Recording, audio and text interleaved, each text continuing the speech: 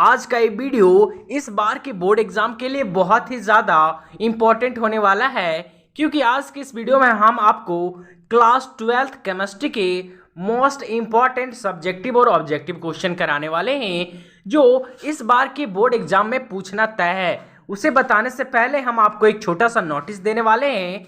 हम आप सबों के बोर्ड एग्जाम में बेहतरीन तैयारी हो सके उसके लिए एक बहुत ही धमाकेदार मॉडल तैयार कर रहे हैं। आप उस मॉडल का यहाँ पे एक छोटा सा डेमो देख सकते हैं।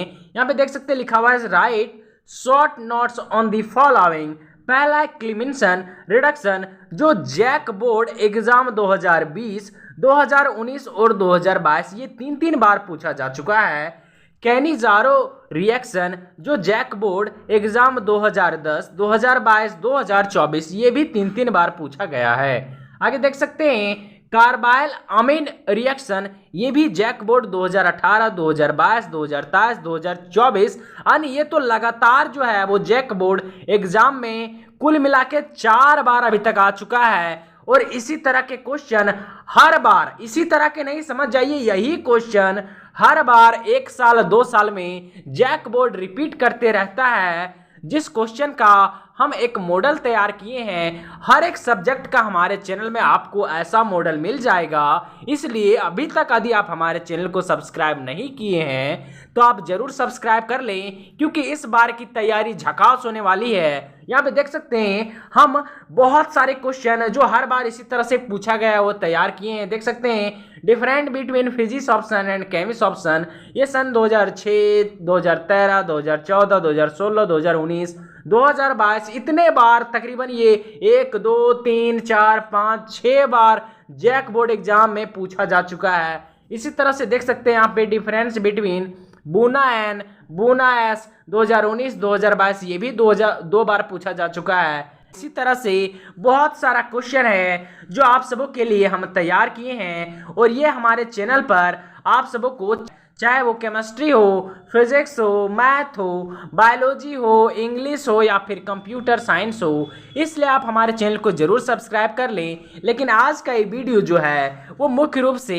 हम चैप्टर 1 क्लास 12th केमिस्ट्री के सॉल्यूशन चैप्टर का इंपॉर्टेंट क्वेश्चन खासकर बताएंगे, इसलिए हमारे वीडियो के अंत तक बने रहें। आज का ये वीडियो आप सबके लिए बोर्ड एग्जाम के लिए बहुत ही ज़्यादा इंपॉर्टेंट होगा। पहला क्वेश्चन देख सकते हैं इंपॉर्टेंट क्वेश्चन। पहला क्वेश्चन कहता है कि विच ऑफ द फॉलोइंग सॉल्यूशन, क्या लिखा हुआ है देख सकते हैं यहाँ पे, कहता है which of the following solution has the highest boiling point. कहता है ये 4 तरह के सॉल्यूशन हैं, इन चारों में सबसे हाईएस्ट बॉइलिंग पॉइंट किसका होने वाला है। तो इसका राइट आंसर हो जाएगा 1 मोल AlCl3। इसका बॉइलिंग पॉइंट सबसे हाईएस्ट होगा। क्यों होगा? क्योंकि AlCl3 की मोलैरिटी इन चारों में से सबसे ज़्यादा है, इसलिए इसका बॉइलिंग पॉइंट भी सबसे ज़्यादा होगा। दूसरा क्वेश्चन देख सकते हैं यहाँ पे लिखा हुआ है कि the osmotic pressure of a solution is directly proportional to. जो ऑस्मोटिक प्रेशर होता है किसी भी सॉल्यूशन का वो डायरेक्टली प्रोपोर्शनल किसके होता है? Molarity, temperature. कहता है option number C both molarity और टेम्परेचर। ऑप्शन नंबर डी कहता है वॉल्यूम ऑफ सॉल्यूशन। इसका राइट आंसर हो जाएगा ऑप्शन नंबर सी यानी बोथ A एंड B। कोई दिक्कत है यहाँ तक? नहीं होना चाहिए। तीसरा क्वेश्चन कहता है इन अ 0.2 molarity solution of K2SO4 the total concentration of ion is. कहने का मतलब कि K2SO4 का एक सॉल्यूशन है जिसकी मोलैरिटी 0.2 मोलैरिटी है, तो जो आयन का कंसंट्रेशन होगा वो कितना होने वाला है? तो इसका राइट आंसर हो जाएगा 0.6। कहने का मतलब ऑप्शन नंबर सी। आपको लग रहा होगा कि यहाँ पर हम एक्सप्लेन नहीं कर रहे हैं, सॉल्व नहीं कर रहे हैं, तो एक्सप्लेनेशन और सॉल्व का हम पर्सनल वीडियो आप सबको बनाकर तैयार कर देंगे। इसमें सिर्फ हम इंपॉर्टेंट क्वेश्चन और उसका आंसर बताने का प्रयास करेंगे, इसलिए आप हमारे वीडियो के अंत तक बने रहें। यदि आपको इसका सॉल्यूशन भी चाहिए तो वो भी हमारे चैनल पर आपको मिल जाएगा। आगे देख सकते हैं तीसरा, ये 4th नंबर जो क्वेश्चन है वो क्या कहता है? कहता है कि इफ अ सॉल्यूशन हैज, क्या कहता है, if a solution has a lower vapour pressure than the pure solvent, तो कहता है दिस इज ड्यू टू, क्या कहता है, आराम से समझना है, कहता है कोई सॉल्यूशन है, क्या है, कोई सॉल्यूशन जिसका जो वेपर प्रेशर है वो क्या है, लोअर है, कम है, तो कहता है किससे, तो देन प्योर सॉल्वेंट से, तब ये किसके कारण है, option number A increase in temperature, presence of a non volatile solute, decrease in pressure और presence of a volatile solute. तो इसका राइट आंसर हो जाएगा ऑप्शन नंबर बी, कहने का मतलब presence of non volatile solute. Okay, fifth number जो question है वो कहता है द वांट ऑफ फैक्टर 4, पहला question K4FeCN6 in aqueous solution is, तो हॉफमैन फैक्टर का वैल्यू इस के लिए यानी K4FeCN6 के लिए क्या होने वाला है, इसका right answer option number D 5 होगा इसका आंसर। 6 नंबर क्वेश्चन क्या कहता है कि विच of the following aqueous solution will have the highest freezing point, कहता है इन चारों एक्वस सॉल्यूशन में से सबसे हाईएस्ट फ्रीजिंग पॉइंट किसका होगा, तो इसका राइट आंसर हो जाएगा 0.1 मोलैरिटी ग्लूकोज, इसका फ्रीजिंग पॉइंट सबसे ज्यादा होने वाला है। 7th नंबर क्वेश्चन कहता है कि Henry law constant for CO2 यानी carbon dioxide in water is 1.67 into 10⁻³ atm at 298 Kelvin. The solubility of CO2 in water at this temperature and the pressure of 2 atm is, इसका right answer हो जाएगा आपका option number D, कहने का मतलब 8.5 into 10⁻⁻4 m यानी molarity. Okay, इसका solution के लिए हम सेपरेट वीडियो बनाने वाले हैं, इसलिए आप सभी घबराइए नहीं, इंपॉर्टेंट क्वेश्चन को जरूर नोट कर लीजिए। 8 नंबर क्वेश्चन कहता है which property decrease as the concentration of solute increase in an ideal solution, तो इसका राइट आंसर हो जाएगा आपका वेपर प्रेशर यानी ऑप्शन नंबर डी। क्वेश्चन समझ में आ रहा है ना, कहता विच प्रॉपर्टी डिक्रीज, आपको पता होगा कि टोटल 4 तरह के कॉलिगेटिव प्रॉपर्टी होता है, उसी के बारे में बात कर रहा है।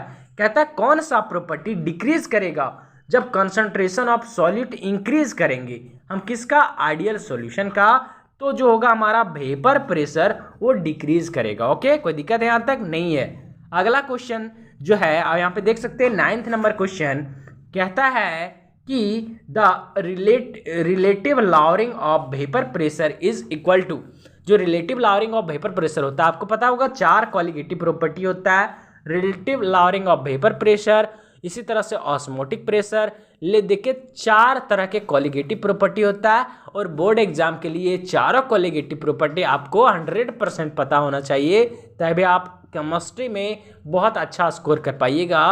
और आपको डरना नहीं है, जब तक हम हैं तब तक केमिस्ट्री को आप फोड़ के रखिएगा, हमारा मॉडल जो है ना वो आपके लिए बहुत ज़्यादा हेल्पफुल होगा, इसलिए आप हमारे वीडियो को जरूर लाइक कर ले बच्चों।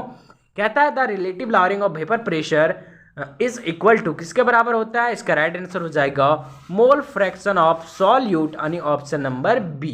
कोई दिक्कत है नहीं है।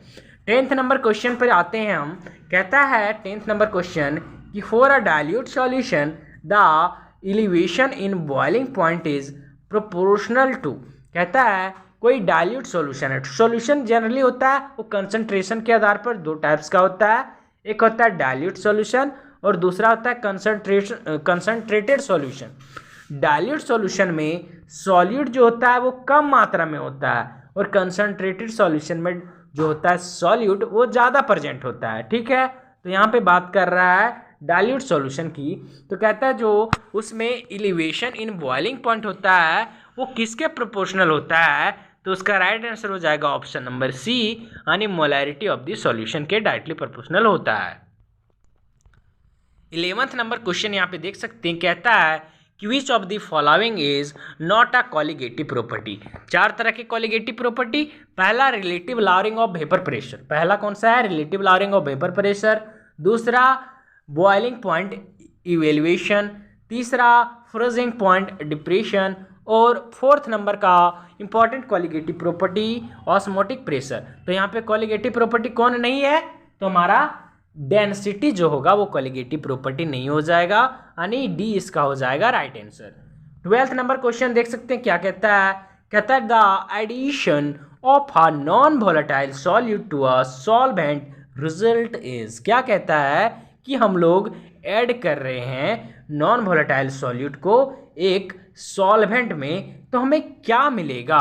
तो कहता है क्या डिक्रीज होगा उसका बॉइलिंग पॉइंट, इंक्रीज होगा बॉइलिंग पॉइंट, डिक्रीज होगा फ्रीजिंग पॉइंट, या फिर ऑप्शन नंबर डी। तो इसका राइट आंसर हो जाएगा ऑप्शन नंबर डी, यानी ये होगा जब बॉइलिंग पॉइंट इंक्रीज होगा तो जाहिर सी बात है कि फ्रीजिंग पॉइंट तो डिक्रीज ही होगा ना। तो इसका राइट आंसर हो जाएगा ऑप्शन नंबर डी। कोई दिक्कत यहाँ तक नहीं है। 13 नंबर क्वेश्चन देख सकते हैं, कहता है which of the following solution will have the highest osmotic pressure at a given temperature. कहता है किसी खास टेम्परेचर पर इन चारों में से किसके पास सबसे ज़्यादा ऑस्मोटिक प्रेशर होगा। तो इसका राइट आंसर हो जाएगा option number C 0.1 molarity of BaCl2। अगला क्वेश्चन जो है वो 14 नंबर क्वेश्चन क्या कहता है, कहता है when a non volatile solute is added to a solvent its vapour pressure. कहता है कि किसी सॉल्वेंट में हम नॉन वोलेटाइल सॉल्यूट ऐड करते हैं तो उसका वेपर प्रेशर क्या होगा। तो उसका वेपर प्रेशर डिक्रीज होगा। ऑप्शन नंबर 20 का हो जाएगा राइट आंसर।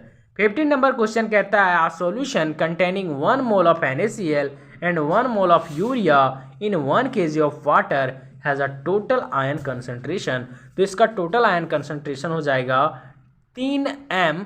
3m जो होता है वो होता है, दो चीज़ें होती है, एक होता है मोलैरिटी, एक होता है मोलैलिटी। ठीक है, तो यहाँ पे स्मॉल m दिखाता है मोलैलिटी को और कैपिटल M दिखाता है मोलैरिटी को। तो आप सभी अच्छे से पढ़े होंगे, तो मोलैरिटी और मोलैलिटी को बहुत अच्छा आप लोगों को पता होगा। जनरली जो मोलैरिटी होता है वो होता है मोल्स पर लीटर, और जो मोलैलिटी होता है वो होता है मोल्स पर केजी, है ना।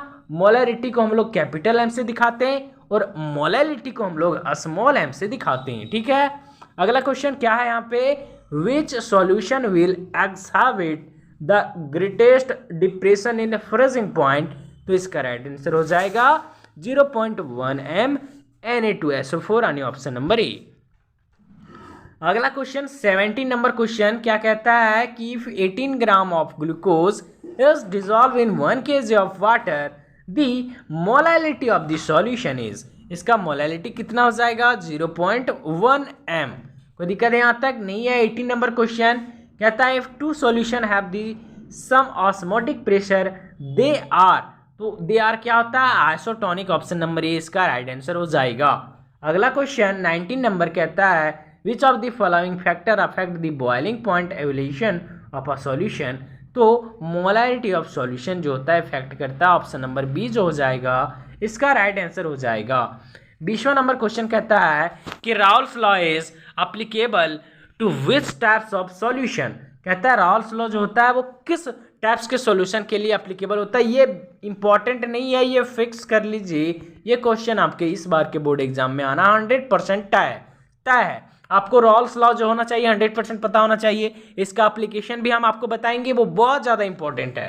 तो इसका राइट आंसर हो जाएगा आइडियल सॉल्यूशन के लिए जो होता है वो राउल्स लॉ वैलिड होता है। ऑप्शन नंबर ए इसका राइट आंसर हो जाएगा।